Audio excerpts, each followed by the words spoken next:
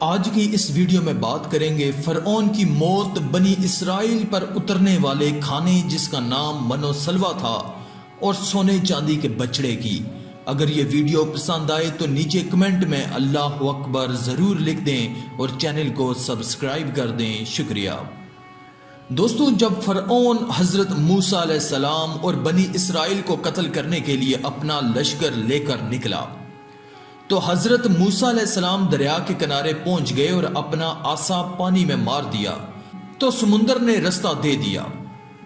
بنی اسرائیل کے لوگ آسانی سے سمندر پار کر گئے اور فرعون بھی اسی رستے سے اپنے لشکر کو لے کر گزرا، لیکن جب وہ اور اس کا لشکر سمندر کے درمیان میں پہنچا تو پانی آپس میں مل گیا۔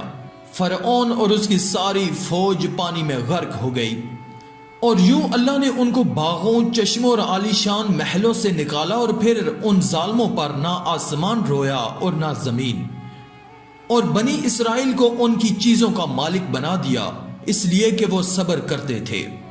سمندر سے پار ہو کر یہ لوگ مصر کے ریگستانوں میں سفر کر رہے تھے۔ اللہ تعالیٰ نے انہیں دھوپ کی تکلیف سے بچانے کے لیے ان پر بادلوں کا سایہ کر دیا اور ان کے کھانے کے واسطے من و سلوہ بھیج دیا۔ ان کو 12 قبیلوں میں تقسیم کر دیا اور ہر ایک کے لیے پانی کا ایک چشمہ مقرر کر دیا، مگر زیادہ دیر تک وہ ان چیزوں پر صبر نہ کر سکے اور زمین کی ترکاریوں، گیہوں، ساگ، ککڑیاں، لہسن، مسور اور پیاز وغیرہ کی خواہش کی۔ حضرت موسیٰ علیہ السلام نے مجبوراً انہیں شہر جانے کی اجازت دے دی۔ جب حضرت موسیٰ علیہ السلام کوہ طور پر گئے کہ اللہ تعالیٰ سے تورات حاصل کریں تو قوم میں اپنے بھائی حضرت ہارون علیہ السلام کو چھوڑ کر گئے۔ موسیٰ علیہ السلام کے جانے کے بعد ان کی قوم نے سونے اور چاندی کا ایک بچڑا بنا لیا اور اسے پوجنا شروع کر دیا۔ حضرت ہارون علیہ السلام نے انہیں بہت سمجھایا مگر وہ نہ مانے۔ آخر تنگ آ کر وہ چپ ہو گئے کہ کہیں ان میں زیادہ اختلاف نہ ہو جائے۔ کوہ طور سے واپس آ کر حضرت موسیٰ علیہ السلام نے ان لوگوں کو بتایا کہ تم نے بہت برا کیا۔ سب نے اپنے گناہوں کا اقرار کیا اور آئندہ کے لیے توبہ کی۔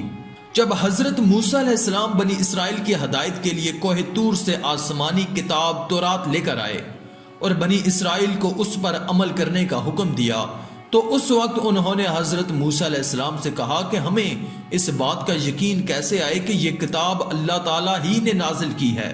اس پر اللہ تعالیٰ نے حضرت موسیٰ علیہ السلام سے فرمایا کہ وہ قوم سے سر نمائندے منتخب کر کے انہیں کوہ طور پر لے آئیں۔ چنانچہ کوہ طور پر ان کو اللہ تعالیٰ کا کلام سنا دیا گیا، لیکن اب انہوں نے اپنے مطالبے کو بڑھا کر یہ کہا کہ ہمیں تو اس وقت تک تورات پر یقین نہیں آئے گا جب تک ہم اللہ تعالیٰ کو کھلی آنکھوں سے نہ دیکھ لیں۔ ان کے اس غلط مطالبے کی وجہ سے بجلی کی کڑک نے ان کو آ لیا جس نے زلزلے کی کیفیت پیدا کر دی اور وہ سب بے ہوش ہو کر گر پڑے۔ اس کے بعد اللہ تعالیٰ نے ان سب کو دوبارہ زندہ کر دیا کہ پھر ایسی بات زبان سے نہ نکالیں گے۔